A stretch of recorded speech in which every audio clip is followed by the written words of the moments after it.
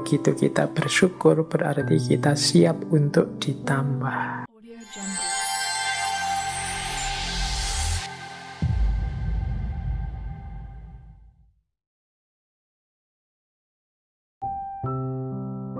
Menurut Oprah Winfrey, syukurilah apa yang engkau miliki, engkau akhirnya akan memiliki lebih banyak.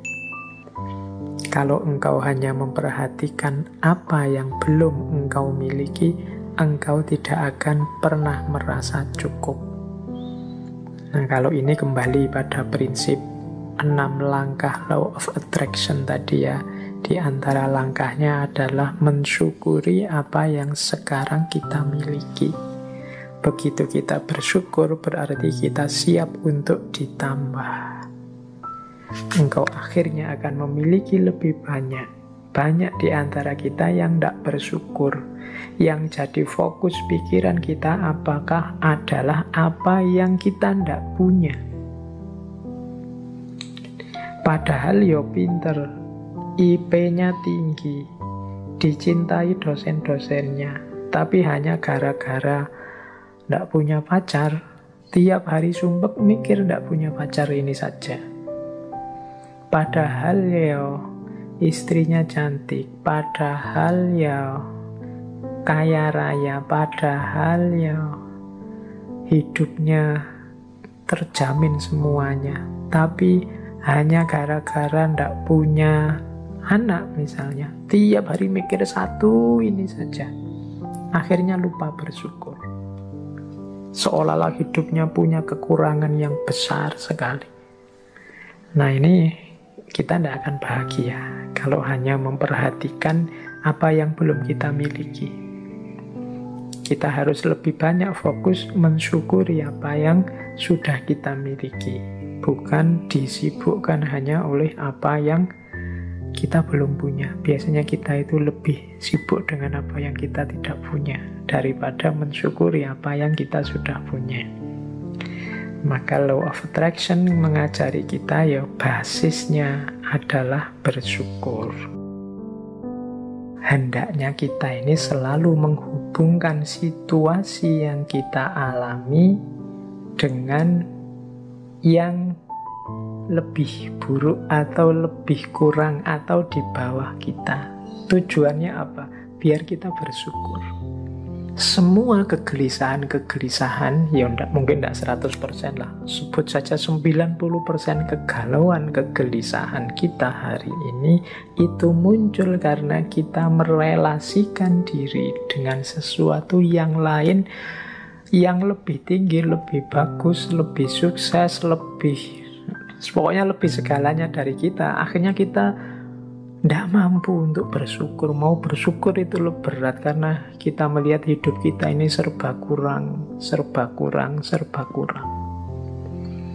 Kita salah mencari relasi, menghubungkan diri kita dengan apa. Karena tiap hari mungkin engkau melihatnya artis siapa, atau melihatnya tokoh siapa, atau kiblatmu orang besar siapa, itu terus orang kaya siapa, itu terus orang sukses siapa, itu terus, sehingga ketika menengok dirimu yang lahir hanya pesimisme, underestimate, merasa betapa tidak berharganya dirimu dan lain sebagainya, akhirnya tidak bisa bersyukur. Kalau engkau mau melihat yang lebih bawah darimu, masih banyak. Ada mahasiswa yang sumpek sekali karena semester akhir belum punya pacar misalnya. Dia lupa bahwa dia jadi mahasiswa itu aja sudah kelebihan yang luar biasa. Benchmarknya mungkin temennya. Benchmark itu tempat dia mengukur, tempat dia merelasikan diri, itu temennya yang sudah punya pacar. Tapi dia lupa, dalam dirinya ada banyak kelimpahan, ada banyak kelebihan. Dia sibuk hanya satu kekurangan ini. Ini biasanya karena salah merelasikan diri. Akhirnya susah bersyukur. Kemudian ada juga quotes yang saya bawa senantiasa. Jadilah versi dirimu yang terbaik. daripada menjadi versi tiruan orang lain. Quotes ini mengajarkan kita untuk kita harus otentik, berani bermimpi, berani menginginkan. Banyak di antara kita yang menginginkan sesuatu saja tidak berani, memimpikan sesuatu saja tidak berani. Kita bisanya hanya mengikuti orang. Kita bisanya menjadi versi tiruannya orang lain. Kita tidak eksis jadi diri kita sendiri. Kita punya kiblat yang kiblat itu menjadi tiruan diri kita. Jadi kita selalu, saya ingin menjadi seperti ini, menjadi seperti itu. Kita tidak mendeklarasi untuk jadi diri kita sendiri, tapi versi yang terbaik, versi yang optimal, versi yang maksimal. Bekalnya tetap ilmu, bekalnya tetap muhasabah, merenungi diri aku, ini versi terbaikku seperti apa, kelemahan kelebihanku apa, aku ini cocoknya melakukan apa, passionku apa, dan lain sebagainya. Jadi di situ nanti kita bisa jadi versi terbaik dari diri kita sendiri. Saya bawa juga quotes dari Helen Keller. Ini mirip dengan Oprah Winfrey tadi. Salah satu pintu kebahagiaan tertutup, maka pintu yang lain terbuka. Namun seringkali kita terlalu lama memperhatikan pintu yang tertutup sehingga tidak melihat pintu lain yang terbuka. Kita ini cenderung melihat kesulitan saja. Kita ini cenderung melihat kesusahan saja. Dari 90% anugerahnya Allah, kita lebih fokus pada 10% kehidupan kesulitan kita. Sehingga tadi, kita lupa bersyukur. Bahkan kalau katanya Helen Keller ini, kita lupa ada pintu kebahagiaan lain yang terbuka. Kita cueki. Kita disuruh untuk banyak di dalam rumah karena pandemi ini. Itu kita galau tiap hari mikir, bagaimana kalau saya tidak keluar-keluar rumah padahal kebutuhan di luar rumah banyak.